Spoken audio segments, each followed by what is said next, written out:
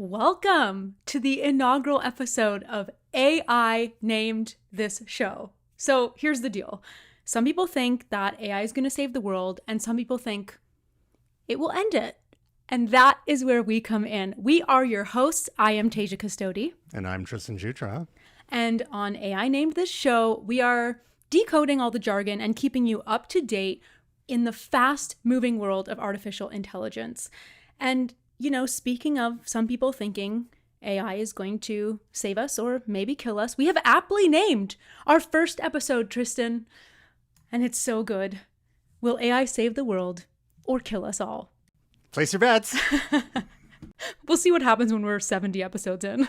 So this was inspired by none other than the creator of one of the original web browsers, Mosaic, which later became or evolved into Netscape. Back in the early to mid 1990s, Marc Andreessen, who is now one of the principals at Andreessen Horowitz, and he posted an essay on his blog at a16z.com at their website, basically stating why AI will save the world. He was putting his stake in the ground and responding to what he called AI doomers and describing them as a bit of a cult, that there's a lot of people out there attracting attention to themselves by being chicken littles, basically. Now, some may accuse him of being a little too Pollyanna-ish, that, you know what, everything's great, AI is fine, it's going to save the world, as he describes here.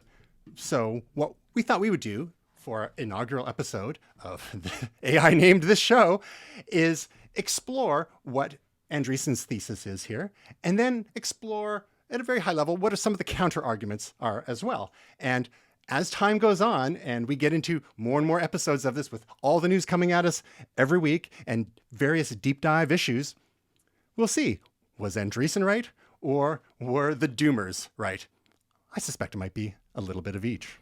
Dun, dun, dun. Okay, I want to get into this article, which I think is really, really comprehensive, really well done, but I want to start kind of near where he starts, which he talks a little bit about the panic that we see. And, you know, he really says that this is underscored by two things. People have a panic that AI is going to take our jobs, and they also have a panic that in the wrong hands, it could have really detrimental effects.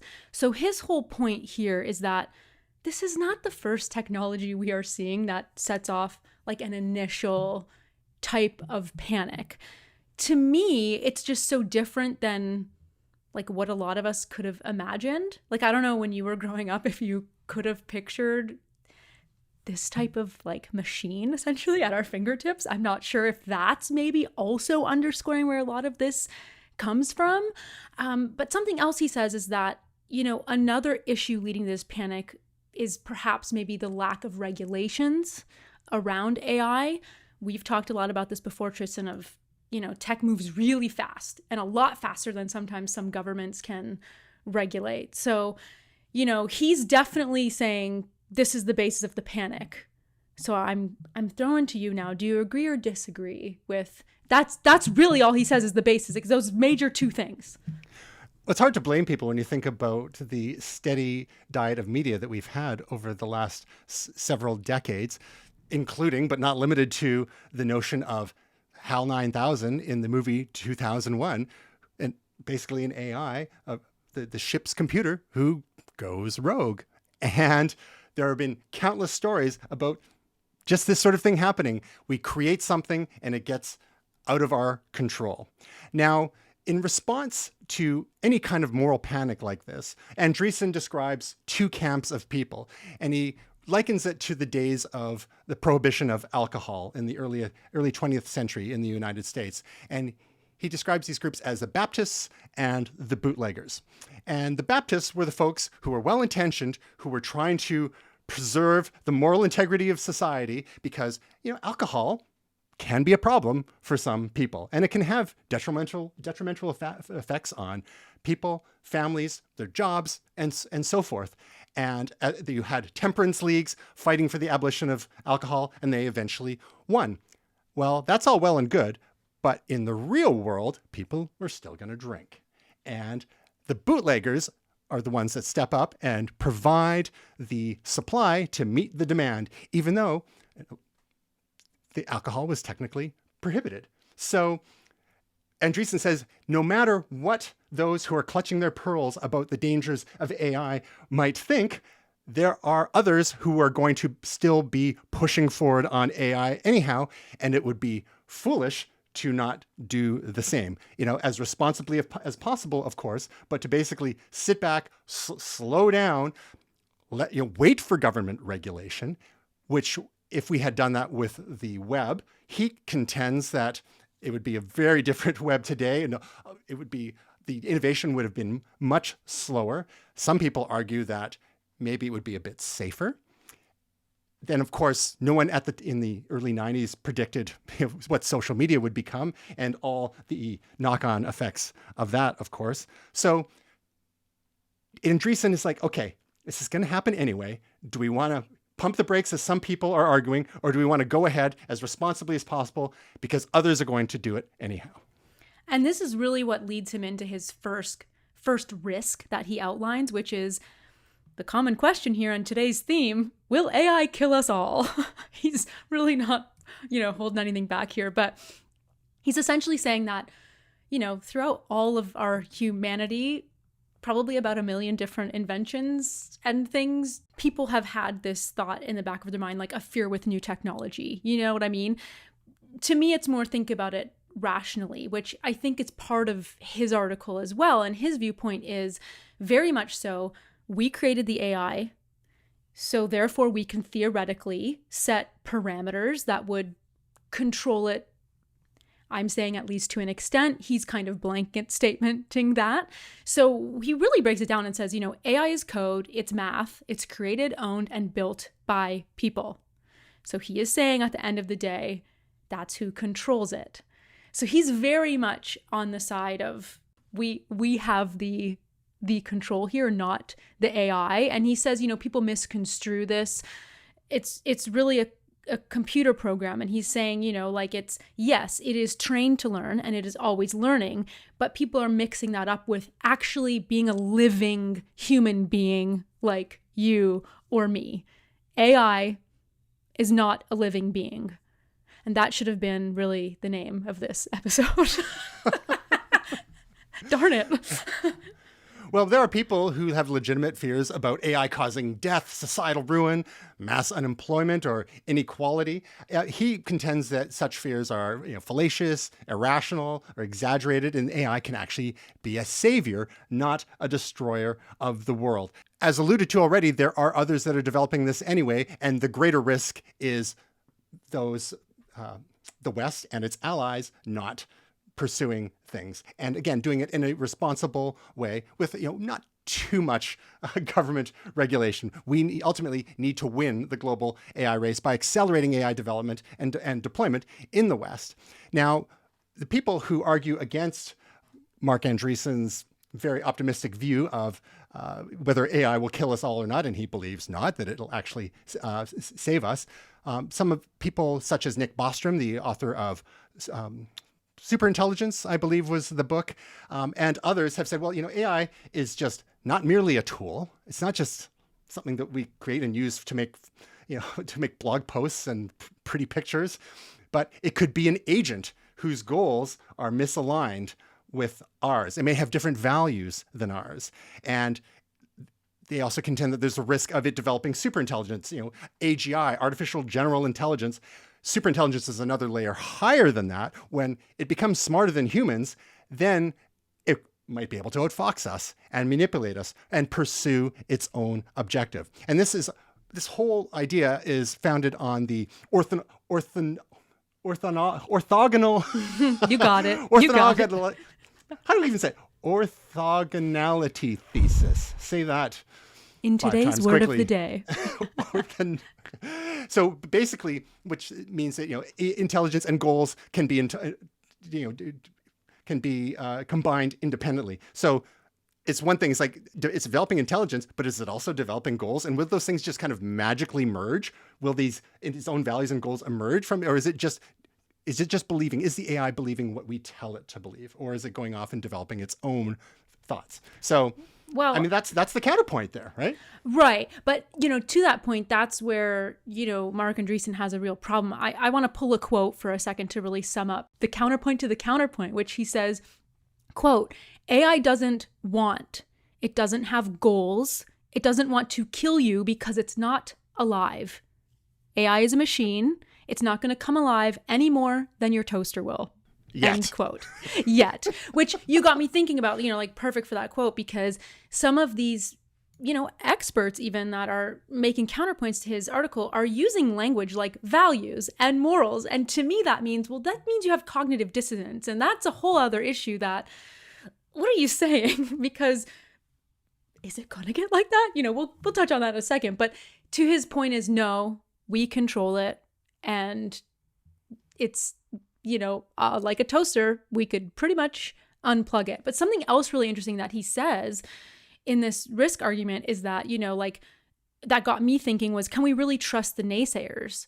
Think of where a lot of this is coming from. Just like with anything, check your sources, right? So as an example, if you're the CEO of a big tech company, you may have a different goal in mind, and it might be under that common umbrella of, oh yeah, we want regulations for AI. But what's your actual goal? Because maybe you're trying to stomp the competition, right? And it's not actually about public safety or regulating the AI.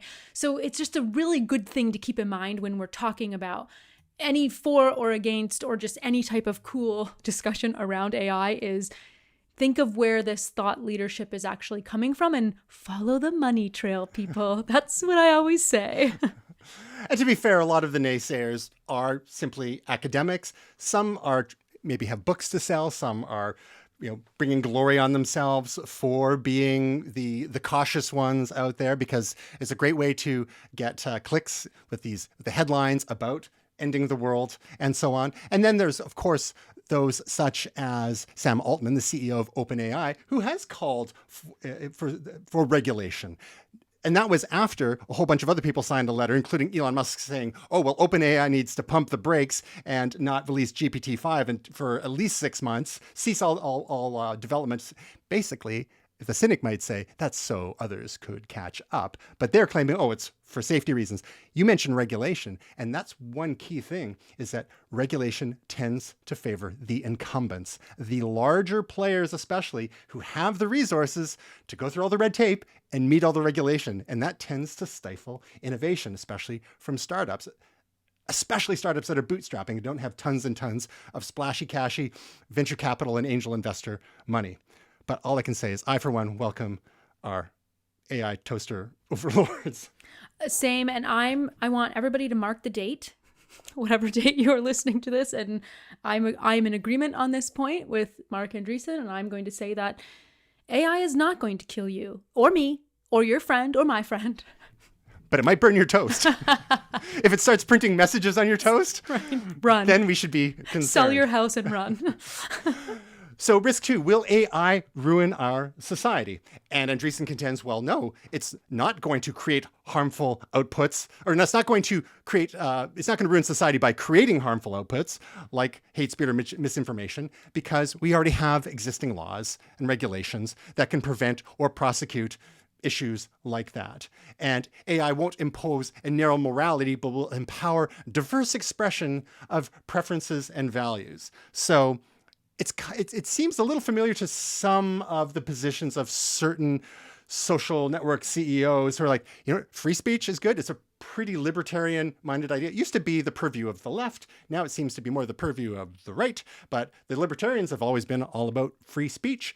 And there's a big libertarian streak that has run through Silicon Valley traditionally. And when it comes to social networks, folks such as Elon Musk have said, well, we'll let anything as long as it's legal in a given country. So anything that's illegal in a given country, we would ban off of Twitter, or the platform formerly known as Twitter, and we'll let the law deal with it. But there's a lot of stuff that is not particularly savory that isn't illegal either. And is that creating an environment to attract your users? So by extension, is that conducive to creating AI agents, chatbots, and tools that one would want to use? We saw Microsoft a few years ago creating its chatbot called Tay. And this is even before Google invented, the transformer model. And Tay was sort of a slightly dumber chatbot. And it was trained on, I believe, the corpus of Twitter. And it didn't take very long before Tay became pretty hardcore racist, kind of reflecting a society, certain elements of society, but it kind of took the worst of the worst. And a lot of these chatbots, when they're pushed, you sometimes see their dark side as well. But again, Andreessen saying, no need to worry. We've got laws to take care of that. And in fact, he's kind of saying and asked the question, will regulation just lead to more regulation? And, how we regulate this could be the most important thing we've regulated, basically. So, I mean, in terms of his argument there, it's on me because any type of technology, even if we're talking about camera tech, it is biased on the back end, the people that are coding it, what it's trained on. So you have to look at this as that exact same type theoretically. So when you're looking at a large language model and it's trained on everything, all the inputs it's getting, all the queries it's getting, but it's also pulling from, let's just say for sake of argument, a set amount of information right now from the internet, which historically can be quite problematic. So it contains multitudes. It contains facets. It's very faceted. But, so I do have hope in terms of as we also lead and everything we're doing is also leading to training these models. I can hope we can train it a bit better on, you can't say that. Or that's actually based in this misogynistic thought or whatever it might be. And training your children. We could train the model a little bit more. And if enough of us do that, that to me was one of his weaker points in his defense against all that is AI. But he does move into point 3, which is one of the things you and I have talked about ad nauseum, which is what we hear all the time, and that it's, will AI take our jobs? And people are always coming at me like, it's going to take our jobs and it's going to do this and it's going to do that. His argument, I bet you know where this is going, is very much that it is just not the case. In fact, he says that this argument is flawed and can't hold up because it's based on a flawed theory that there's like a set amount of jobs in our economy at any given point in time and that there's no fluctuation on that.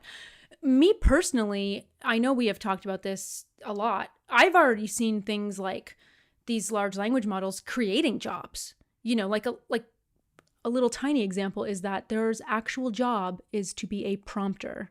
So companies... A prompt engineer. Yes, I'm sorry. Yes, that's so much more advanced than a prompter. You get an extra 25K with put engineer on it. Exactly. Where companies are hiring for people that know how to prompt the language model properly to get the proper output from it. It's a real job. And so, but, his argument obviously goes a lot deeper than that in terms of, not only is it not going to take your job, but it's going to create more jobs. And then also, this increases productivity. It decreases cost for whatever company in manufacturing, therefore giving all of us huge purchasing power. And he makes this giant argument. Are those even connected? Oh, this just in. Yep, prompt engineers are now out of work because AI itself can create better prompts. Whoops. So yeah, this fallacy that you refer to is called the lump of labor fallacy. And again, his contention is that with virtually every new technology that has emerged, it has been additive. There's created some jobs have been lost, for sure. We don't have a lot of buggy drivers anymore, buggy whip manufacturers anymore. And think of any technologies that has been replaced. We don't have huge clerk typist pools anymore. We don't have a room of people who have been now replaced by a single Excel spreadsheet. There are so many jobs that have been just done away with because of increased productivity thanks to technology. And that's not to say that there's not going to be disruption. There's going to be a plenty of disruption in the long term. But he's saying in the medium to, plenty of disruption in the short term, but in the medium to long term, it'll be additive. There'll be more prosperity. And if you look, history has kind of proven them out as we've learned to harness fire, and we invented the wheel and aqueducts and modern plumbing, et cetera, things have gotten generally better. Quality of life, reduction of poverty, and so on. So we're going to have more high quality jobs. That's the argument. Now, the counter argument that a lot of people are focusing on tends to be certain types of economists and policymakers who point more to the short-term disruption, the upheaval, and the consequent societal pain. It's no fun when people lose jobs. Look at various industries like coal mining in various parts of North America or in England, for example. As the world continues to decarbonize in certain parts of the world, there are going to be lost jobs. And you can't just say to a coal miner in Virginia, oh, you should learn to code. Like, it doesn't work like that. So others have offered the alternative of something like UBI, Universal Basic Income, to give everyone a certain amount every month, no matter if they're working or not. And that way, no one has to be absolutely destitute. And then it gives them a little bit of buffer in order to perhaps retrain, reskill, and so on. Or if they're closer to retirement, maybe they take an early retirement. So there's, I think it's inarguable that there will be some inequities that happen, because not everyone is a techie. Not everyone can be a coder. Not everyone can be even a prompt engineer. And part of the other issue is that the way this tech often works, it can be a winner take all type of scenario. If we look at things like search engines, I mean, until recently, Google was it for a couple of decades. And it's only now that we've got this disruptive technology with generative AI and Microsoft jumping on that quickly that people are starting to talk about Bing again.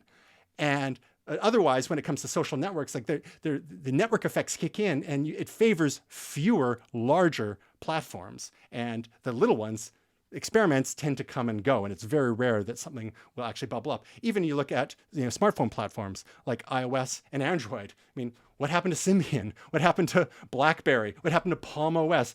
These certain types of technology really favor consolidation. So we end up with digital monopolies or oligopolies, and a lot of these big players will sometimes buy up the little players, and arguing that this kind of stifles innovation or competition. And then you have, all these other externalities throughout society. And, that the current AI systems aren't really designed to take any of that in mind.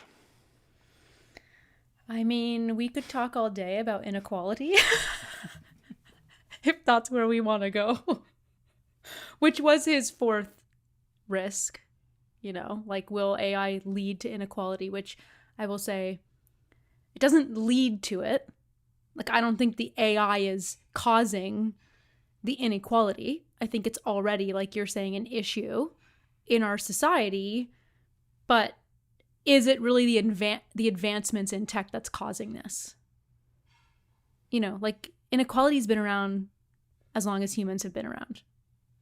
So can we blame it on the AI? Is the question.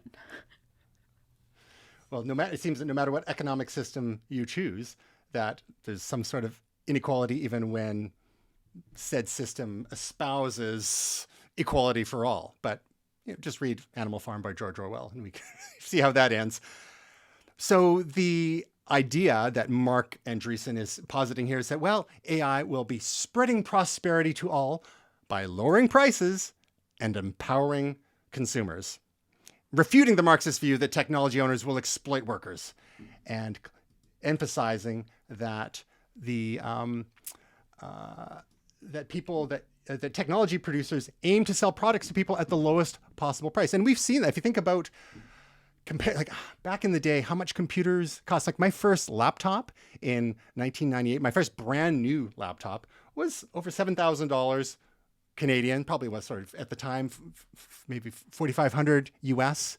And you can get much more bang for the buck nowadays. TVs, flat panel TVs. You think when plasma TVs were new, 42 inches for, again, $14,000 Canadian, let's say $10,000 US. And now, they're giving them away when you sign up for, fiber internet with your local provider. So, he does have a point there. The development of technology tends to bring down prices. Now, I guess the unanswered question here is okay, well, maybe it'll be driving down the price of AI products, but will AI-enabled products become cheaper as well, or give us, increased productivity in the workplace can help increase prosperity, increase profit margins, increase the wealth for shareholders, how much of that will actually make it to everyday workers? We're seeing in productivity gains by folks. You've got regular computer programmers, like the 1x computer programmer. There's the myth over these.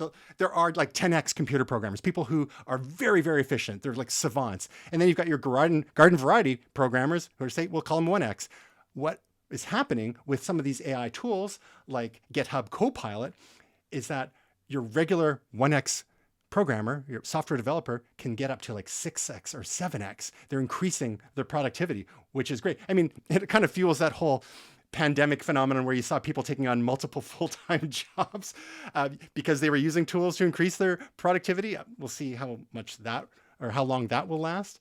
But increasing one's personal productivity is great. The question is how long until everyone is expected to do that, and it's just reversion to the mean now. It's like, well, if you're not using that, you're falling behind, and you're actually not as attractive and maybe actually made redundant. Oh, I didn't think we'd get so heavy in this episode.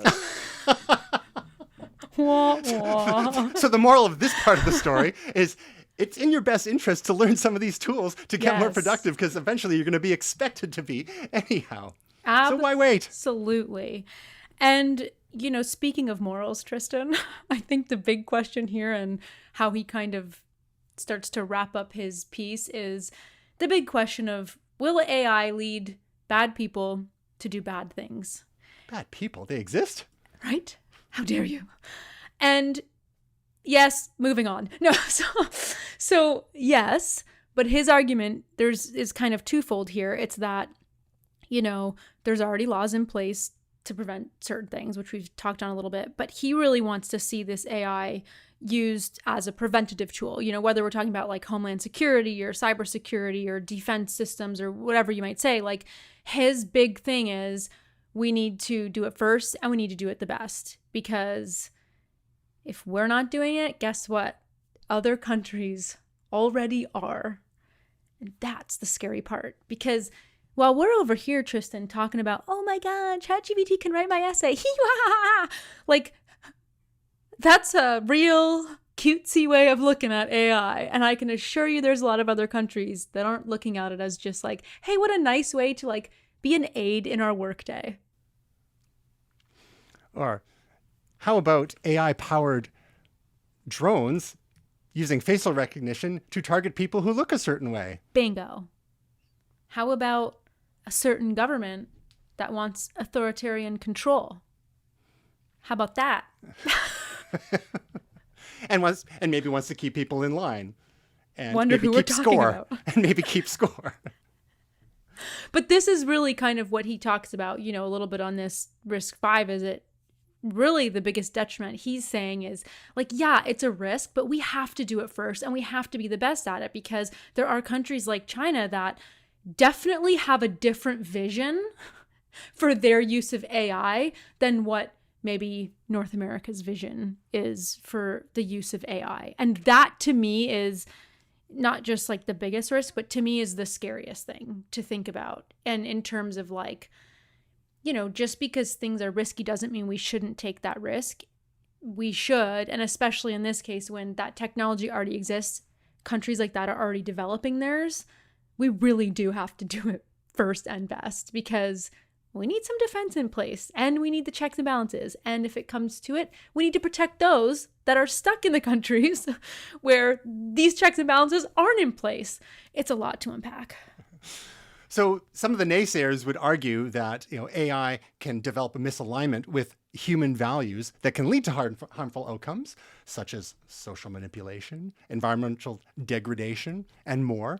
And that claims that current AI systems, which are designed to optimize specific objectives, often disregard broader human consequences or preferences. And there's that old nugget that I believe was trotted out by Nick Bostrom in his book, I believe it was a Super Intelligence, about if you created an AI to design paper clips and didn't put the right kind of parameters on it, it would basically, and if it hadn't access to the right resources, it would keep doing its job until basically the entire world was turned into paper clips, and then eventually would consume, the solar system and what, and if not the galaxy, and so on and so forth. So, I mean, it is important, right? We have to be imbuing the AIs with our values, because some of the naysayers talk about making human compatible AI approach. Well, humans are complicated and they're messy, and they have different sorts of beliefs about how countries should be run, different political systems, how much personal freedom and autonomy folks should have. So if you're going to have myriad types of AI being developed with different sets of human values imbued within.